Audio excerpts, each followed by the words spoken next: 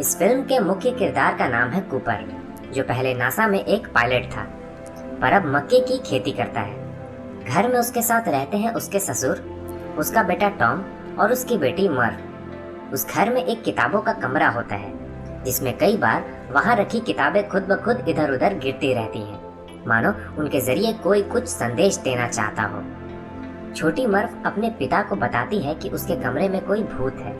Cooper Merv से कहता है कि उस कमरे में तुम्हें जो कुछ भी अजीब लगे उसे ऑब्जर्व और रिकॉर्ड कर लिया करो। जिस एरिया में उनके मक्के का खेत होता था, वहाँ कुछ समय से धूल की आंधी का आना लगातार बढ़ता जा रहा है। एक ऐसी ही आंधी में अपने घर के कमरों में धूल को घुसने से बचाने के क्रम में कूपर जब उस किताबों के कमरे में जाता है तो वो देखता है कि धूल से जमीन पर एक खास पैटर्न बन गया है। इस समय पहली बार उसे पता चलता है कि कोई भूत नहीं बल्कि ग्रेविटी का असर है, जिसका इस्तेमाल कर कोई उसे मैसेज देना चाहता है।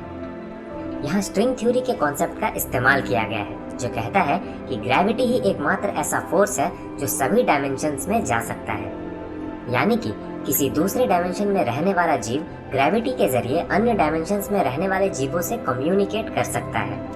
खैर, अब आगे बढ़ते हैं। उस पैटर्न को एनालाइज करने के बाद वो पाता है कि वो असल में एक बाइनरी कोड है, जिसमें एक लोकेशन कोऑर्डिनेट छुपा हुआ है। लोकेशन कोऑर्डिनेट को डिकोड करने के बाद जब वह उस लोकेशन पर पहुंचता है तो उसे पता चलता है कि वहां नासा के एक सीक्रेट प्रोजेक्ट पर काम चल रहा है। वहां उसकी मुलाकात अपने पूर्व प्रोफेसर डॉक्टर ब्रैंड से होती है, जिनसे कूपर को पता चलता है कि भविष्य में पृथ्वी मानवों के रहने लायक नहीं रहेगी, क्योंकि इसका वातावरण बिगड़ रहा है और पौधे मर रहे हैं। ये सब सुनकर कूपर उनसे पूछता है कि नासा ने पृथ्वीवासियों को बचाने का क्या प्लान बनाया है, क्योंकि कोई भी हैबिटेबल प्लैनेट पृथ्वी के इतना नजदीक नहीं है कि वहाँ पृथ्वीवासियों को आसानी से भेजा जा सके। इस पर डॉक्टर ब्रैंड उसे बताते हैं कि कोई विकसित सभ्यता या अलौकिक जीव गुप्त रूप से मानव जाति की मदद करने की कोशिश कर रहा है। कि जो कोई भी है, 48 साल पहले इसने सैटर्न ग्रह के नजदीक एक वर्म होल बना दिया, जिसका इस्तेमाल कर हम काफी कम समय में एक दूसरे गैलेक्सी में जाकर पृथ्वी जैसा ग्रह ढूंढ सकते हैं और वहाँ मानवों को बसाकर मानव जाति के वजूद को कायम रख सकते हैं। ये सभ्यता या अलौकिक जीव कौन है और ये मानवों की मदद क्यों कर रहे हैं, इसके बारे में हम आपको इस वीडियो के अंत में बताएंगे। अगर आप वर्म होल के बारे में नहीं जानते तो हमारा वर्म होल वाला एपिसोड देख सकते हैं। चलिए अब आगे बढ़ते हैं। डॉक्टर ब्रैंड इस बातचीत के दौरान कूपर को ये भी बताते हैं कि नासा पहले ही 13 अलग अलग एस्ट्रोनॉट्स को उस वर्म होल के अंदर भेज चुका है, जिनका मिशन है वर्म होल के उस पार जाकर ऐसे ग्रह को ढूंढना जो मानवों के रहने लायक भी हो और नजदीक भी। वो अपने साथ एक बीकन ले गए हैं, जिसके सिग्नल को नासा ट्रैक कर सकता है। उन्हें वो बीकन तब ऑन करना है जब उन्हें कोई हैबिटेबल प्लैनेट मिल जाए। यहाँ ध्यान देने वाली बात यह है कि वर्म होल के उस पार नासा उन एस्ट्रोनॉट से सीधा संपर्क नहीं कर सकता, इसलिए केवल बीकन ही है जिससे ये पता चल सकता है कि कौन सा ग्रह हैबिटेबल है और कौन सा नहीं। डॉक्टर ब्रैंड ये भी बताते हैं कि नासा को उनमें से कई एस्ट्रोनॉट्स के बीकन का सिग्नल कई दशकों से मिल रहा था, पर अब केवल 3 बीकन ही एक्टिव रह गए हैं, जिनके सिग्नल 3 ऐसे ग्रह से आ रहे हैं जो गारगेंटुआ नाम के एक ब्लैक होल के नजदीक मौजूद है। इसलिए एक नए मिशन पर काम चल रहा है, जिसका नाम है एंड्योरेंस। इस मिशन में एस्ट्रोनॉट्स को उन ग्रहों पर जाना है जहां से बीकन के सिग्नल अभी भी आ रहे हैं। उन तीनों ग्रहों का मुआयना करना है और पता लगाना है कि इन तीनों ग्रहों में से कौन सा ग्रह मानवों के रहने के लिए सबसे बेहतर है। अगर ऐसा ग्रह एंड्योरेंस क्रू को मिल जाता है तो नासा के पास मानवों को बचाने के लिए 2 प्लान्स हैं। प्लान ए, डॉक्टर ब्रैंड एक एडवांस्ड इक्वेशन पर सालों से काम कर रहे हैं, जो अगर सॉल्व हो गया तो मानव 5th dimension physics, specially gravity का इस्तेमाल कर एक विशाल स्पेस स्टेशन में पृथ्वीवासियों को स्पेस में शिफ्ट कर देगा, जिससे संपूर्ण पृथ्वीवासी जीवित बच जाएंगे।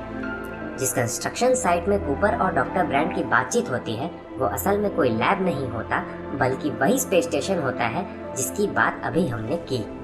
जब एंड्योरेंस क्रू अपने मिशन पर वर्म होल के उस पार होगा, डॉक्टर ब्रैंड अपने एडवांस्ड इक्वेशन को कंप्लीट करने की कोशिश करेंगे। प्लान बी, अगर डॉक्टर ब्रैंड अपने इक्वेशन को पूरा नहीं कर पाते हैं या फिर एंड्योरेंस क्रू को हैबिटेबल प्लैनेट ढूंढने में काफी ज्यादा वक्त लगता है, तो मानव जाति को बचाए रखने के लिए एंड्योरेंस यान काफी मात्रा में फर्टिलाइज्ड ह्यूमन एम्ब्रायो को अपने साथ ले जाएगा। जेनेटिक डाइवर्सिटी के लिए इन एम्ब्रायो में दुनिया के अलग अलग इलाकों के लोगों का डीएनए का इस्तेमाल किया गया है। एंड्योरेंस क्रू को अगर कोई हैबिटेबल प्लैनेट मिलता है तो उन्हें वहां जाना है और वहां जाकर फर्स्ट जनरेशन के एम्ब्रायो को रेस करना है। उसके बाद फर्स्ट जनरेशन वाले अगले जनरेशन को रेस करेंगे, उसके अगले जनरेशन वाले अपने अगले को, और ये प्रोसेस चलता रहेगा जिससे कि मानवों की संख्या उस ग्रह पर बढ़ती जाएगी। चूंकि कूपर नासा का भूतपूर्व पायलट होता है, डॉक्टर ब्रैंड उसे रिक्वेस्ट करते हैं कि वो एंड्योरेंस मिशन की कमान संभाले। वो इसके लिए राजी भी हो जाता है, जिससे उसकी बेटी मर्व उससे नाराज हो जाती है। खैर, अब वो मिशन पर निकल जाता है और वर्म होल के जरिए ट्रैवल कर गारगेंटुआ नाम के एक ब्लैक होल के नजदीक पहुंच जाता है, जिसके बाहरी एजेस पर वो तीनों ग्रह मौजूद हैं, जहां से बीकन के सिग्नल्स नासा को अभी भी मिल रहे थे। अब यहाँ कॉन्सेप्ट यूज किया गया है टाइम डायलेशन का। अगर आप हमारे वीडियोस देखते हैं तो आपको पता होगा कि एक ब्लैक होल के नजदीक समय पृथ्वी की तुलना में धीमा गुजरता है। यानी कि अगर कोई ग्रह एक ब्लैक होल के नजदीक है और दूसरा उससे काफी दूर, तो जो ग्रह ब्लैक होल के नजदीक है वहाँ समय दूसरे ग्रह के मुकाबले धीमा गुजरेगा। इसका मतलब यह है कि ब्लैक होल के नजदीक मौजूद ग्रह पर अगर 1 घंटे गुजरते हैं तो हो सकता है कि दूसरे ग्रह पर उस दौरान कई साल बीत गए हों। खैर, चलिए वापस से फिल्म की बात करते हैं। एंड्योरेंस क्रू सबसे पहले फैसला करते हैं एक ऐसे ग्रह पर जाने का जो ब्लैक होल के काफी नजदीक है। ब्लैक होल के नजदीक होने की वजह से इस ग्रह पर जब 1 घंटे गुजरते हैं तो उस दौरान पृथ्वी पर 7 साल गुजर जाते हैं। कूपर चाहता है कि वो वापस पृथ्वी पर लौटकर अपने बच्चों को सही सलामत देख पाए। वो उस ग्रह पर ज्यादा समय बिताना नहीं चाहता, क्योंकि उस ग्रह पर बिताया गया प्रत्येक घंटा उसके बच्चों के लिए 7 साल के बराबर होगा। एंड्योरेंस यान को ब्लैक होल के एज से बाहर कर कूपर, डॉक्टर ब्रैंड की बेटी और डोयल उस ग्रह पर लैंडिंग के जरिए जाते हैं, जबकि उनका एक साथी एंड्योरेंस पर ही रुक जाता है।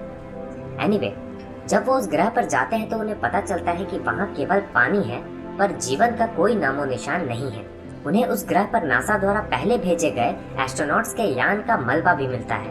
फ्लाइट रिकॉर्डर हासिल करने की कोशिश में वो टाइडल वेव का शिकार हो जाते हैं, जिसके कारण वो उस ग्रह पर 1 की जगह 3 घंटे बिता देते हैं। उस दौरान उनके एक साथी डॉयल की मौत भी हो जाती है। जब वो वापस एंड्योरेंस पर लौटते हैं तो पाते हैं कि इस दौरान एंड्योरेंस पर मौजूद उनके साथी के लिए 23 साल गुजर गए हैं। जब कूपर अपने बच्चों द्वारा भेजे गए वीडियो मैसेजेस को देखता है तो पाता है कि उसके बच्चे भी अब बड़े हो चुके हैं। उस ग्रह पर मिले फ्लाइट रिकॉर्डर से पता चलता है कि उस ग्रह पर लैंड करते ही नासा के उस एस्ट्रोनॉट की मौत हो गई थी। बीकन ने केवल कुछ मिनट ही सिग्नल भेजे थे, पर रिलेटिविटी की वजह से उन मिनटों के दौरान पृथ्वी पर काफी समय बीत गया, जिसके कारण पृथ्वी पर मौजूद नासा को लगा कि वो सिग्नल कई सालों से उस ग्रह से आ रहा है। चूंकि एंड्योरेंस 23 सालों तक ईंधन का इस्तेमाल कर रहा था, अब इसमें लिमिटेड ईंधन बचता है। बचे हुए ईंधन से वो बाकी बचे 2 में से केवल 1 ग्रह पर ही जा सकते हैं। दोनों ग्रहों से आ रहे बीकन के सिग्नल से मिले डेटा के आधार पर पता चलता है कि एडमंड जिस ग्रह पर है वो मानवों के रहने के लिए ज्यादा उपयुक्त है। पर चूंकि दूसरे ग्रह से मैन अभी भी लगातार सिग्नल भेज रहा था, अंत में एंड्योरेंस क्रू मैन के ग्रह पर जाने का फैसला करते हैं। इस दौरान पृथ्वी पर कूपर की बेटी मर्व बड़ी होकर साइंटिस्ट बन चुकी है और वो डॉक्टर ब्रैंड को असिस्ट करती है। मरने से पहले डॉक्टर ब्रैंड उसे बताते हैं कि प्लान ए मात्र एक दिखावा था, क्योंकि उन्होंने कई साल पहले ही अपने इस इक्वेशन को सॉल्व कर लिया था और वो जानते थे कि इससे मानवों को बचाया नहीं जा सकता। इसलिए अब केवल प्लान बी ही सफल हो सकता है, जिसका मतलब था कि मर्फ अपने पिता को दोबारा कभी नहीं देख पाएगी।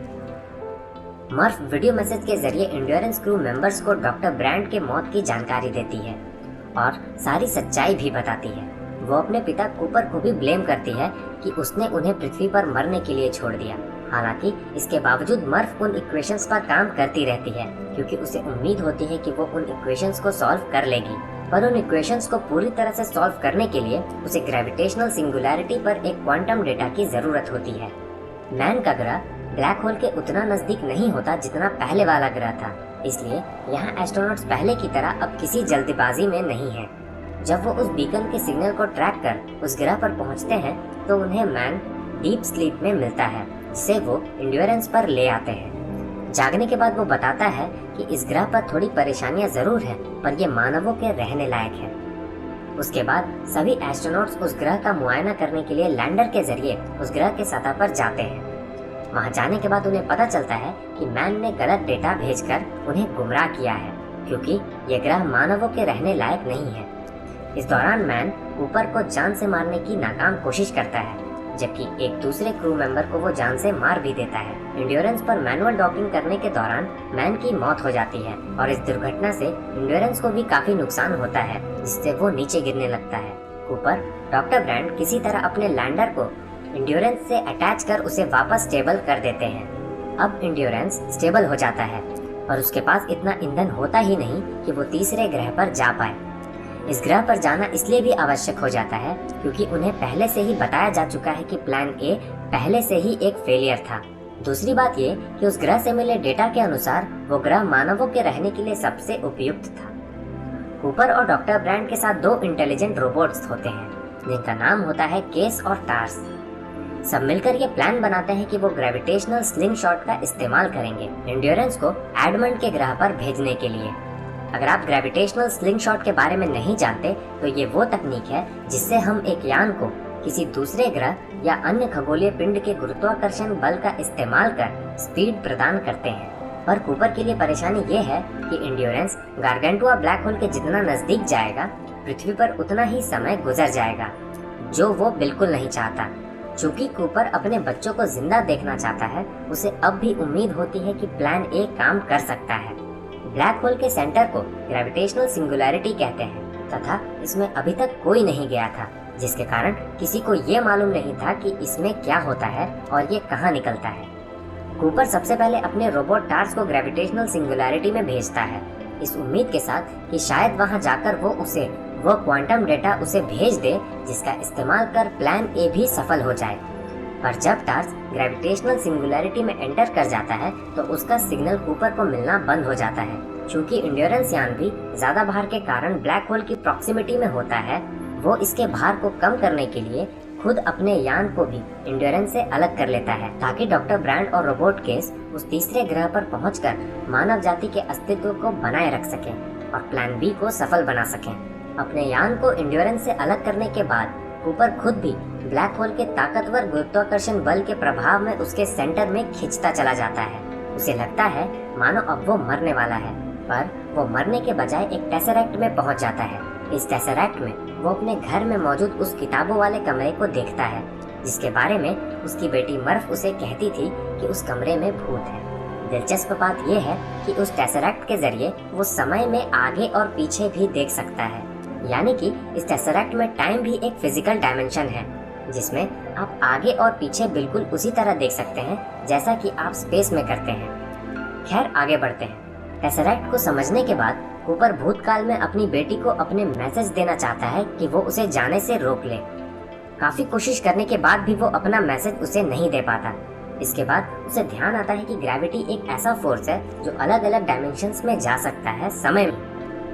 इसलिए वो ग्रेविटी का इस्तेमाल कर अपनी बेटी मर्फ को उसे जाने से रोकने का संदेश देता है, जिसे छोटी मर्फ अपने नोटबुक में STAY स्टे लिखकर नोट भी कर देती है।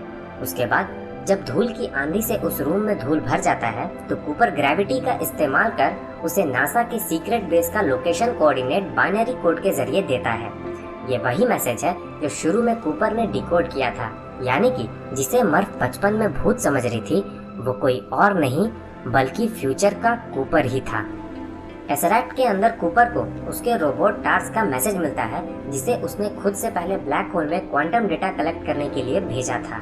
टार्स कूपर को ये बताता है कि उसे वो क्वांटम डेटा मिल गया है जो डॉक्टर ब्रांड के अधूरे इक्वेशन को पूरा कर प्लान ए को भी सफल बना सकता है। कूपर टार्स को वो डाटा खुद को सेंड करने के लिए कहता है। अब कूपर के पास वो सब है जिससे वो बाकी के पृथ्वीवासियों को बचा सके, पर परेशानी ये है कि उस डाटा को वो अपनी बेटी मर्फ तक पहुंचाए कैसे, जो कि अब एक साइंटिस्ट है। वो इस डेटा को ग्रेविटी का इस्तेमाल कर मॉर्स कोड के फॉर्मेट में उस घड़ी के जरिए भेजता है जो उसने कभी अपनी बेटी मर्फ को दिया था। अगर आप मॉर्स कोड के बारे में नहीं जानते तो मैं आपको बता दूं कि ये एक मेथड है टेक्स्ट इन्फॉर्मेशन को भेजने का जिसमें ऑन ऑफ टोन्स, लाइट्स या क्लिक्स का इस्तेमाल किया जाता है। स्किल्ड ऑब्जर्वर या लिसनर केवल पैटर्न देकर ही टेक्स्ट मैसेज को डिकोड कर लेते हैं। जब मर्फ उस घड़ी को देखती है तो वो समझ जाती है कि ये मॉर्स कोड है जिसे उसके पिता ने भेजा है। वो उसे डिकोड कर पूरा क्वांटम डेटा समझ लेती है, जिसके बाद डॉक्टर ब्रांड का वो अधूरा इक्वेशन पूरा हो जाता है। इसके बाद ग्रेविटी का इस्तेमाल कर वैज्ञानिक पृथ्वी के मानवों को स्पेस में विशाल स्पेस स्टेशन पर शिफ्ट कर देते हैं। उधर जैसे ही कूपर क्वांटम डेटा अपनी बेटी को भेज देता है, वो टेसरैक्ट अपने आप ही गायब हो जाता है। चूंकि टेसरैक्ट ब्लैक होल के सेंटर में था, वहाँ समय के गुजरने की गति और ज्यादा धीमी थी। मतलब कि कूपर द्वारा टेसरैक्ट में बिताया गया केवल 1 मिनट भी पृथ्वी पर मौजूद उसकी बेटी के 50 से ज्यादा सालों के बराबर था। टेसरैक्ट से बाहर निकलने के बाद किसी तरह दूसरे एस्ट्रोनॉट्स कूपर को ढूंढ लेते हैं, पर जब उसकी आंख खुलती है तो वो खुद को एक विशाल स्पेस स्टेशन में पाता है। वो देखता है कि इंसानों ने उस स्पेस स्टेशन पर ग्रेविटी को पूरी तरह से मास्टर कर लिया है, जिसके कारण काफी लोग वहाँ बिना किसी परेशानी के रह रहे हैं। उस स्पेस स्टेशन का नाम होता है कूपर स्टेशन, जो कि उसकी बेटी के नाम पर रखा गया था।